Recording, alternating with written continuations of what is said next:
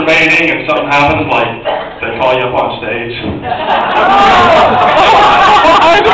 Actually, I seem to misplace my mail order Asian bride. If any of you guys have seen her, I'm having real trouble getting a leash on her. I don't know what the problem is.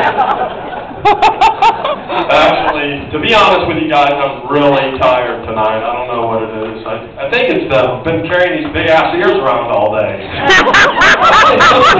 Here, Breeze may come by and take Domo home. I hope you guys are all having a good time tonight. I hope you're all drinking. I recently read a story that said these scientists have proven that beer has estrogen in it. To prove their theory, they gave 100 men a case of beer and let them drink it. And after they consumed the beer, they observed that all 100 men started talking a bunch of gibberish and couldn't drive worth a damn. You know.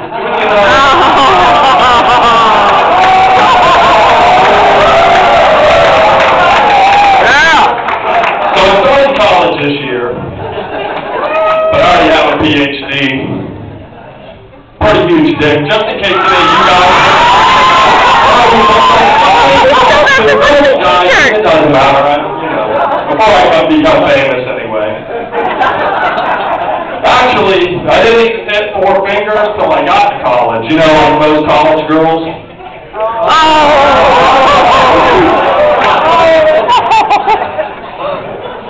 Actually, I have my entire penis tattooed. It says shorty, and it's about this big. Whenever that subbitch gets hard, though, I'm telling you, it says Shorty's Bar and Grill, Chattanooga, Tennessee. That's the number. Made in the USA. Actually, what's really messed up about it is whenever I get cold, it only says shy. I really didn't think that one out. You know, it's never a good sign when your girlfriend sees you nude for the first time and she says, I see smoking has stunted your growth. How long did you say you've been smoking? The audacity of some people, right? Whenever I first met her, I was working as a police officer, or that's what I was playing that day anyway, up in a little trailer parking lot. I pulled her over and I approached her car and I said, can I see your license and registration? She said, well, what's that? I said, you know, it's a little plastic card with your picture on it, right? She said, oh, yeah, of course. So she turned to get it out of her purse. So when she did, I kind of just slipped my pecker up and stuck it in her window, you know? When she turned around, I swear to God, she said, man, this is the 3rd breathalyzer test this week. I love her just for that, I'm telling you. I admit she wasn't that bright, you know. I did convince her that a metric tape measures in inches. She still thinks I got a 14-incher. Swear to God. Actually, her and I, she got mad at me like about 2 weeks ago. She got mad at me for pissing in the shower. From the hallway. I mean, who does that? So we're at that point in our relationship when you know it's over, but you really hate to lose that TV, you know? God, I love that TV. Son of a bitch. And now I'm doing a little bit of reading, you know. I read a few funny stories recently. One of them said that the most attractive thing women find attractive in a man is being humorous. But for some reason, a guy seems a hell of a lot funnier when he's driving a Mercedes or a Hummer, doesn't he? I mean, God, the dude pulls a big fat stack of cash out of his pocket. Shit is funny, man, I'm telling you.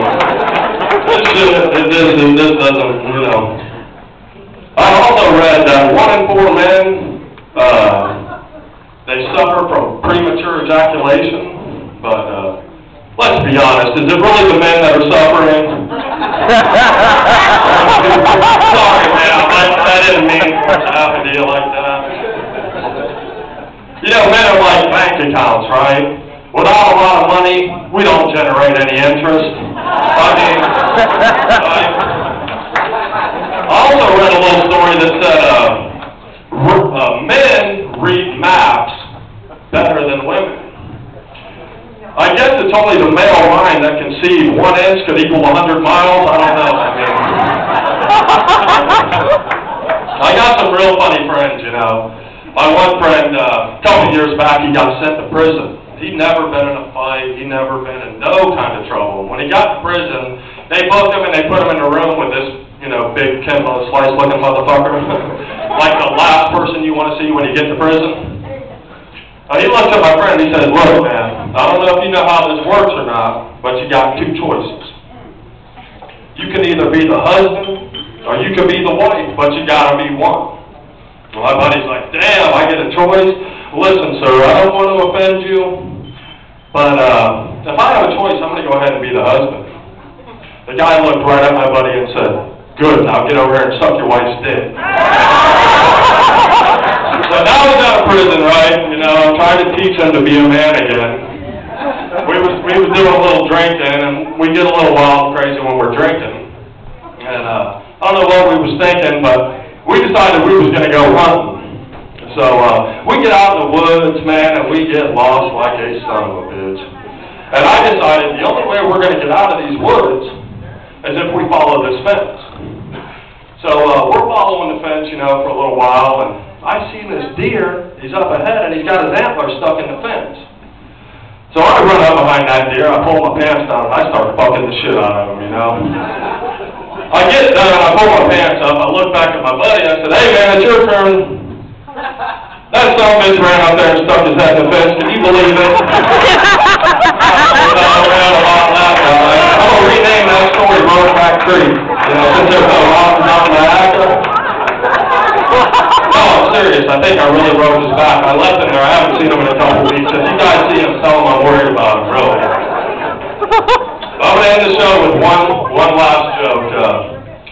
The IRS, they don't really mess with religions too much, but this past year they decided they were going to audit a Jewish synagogue.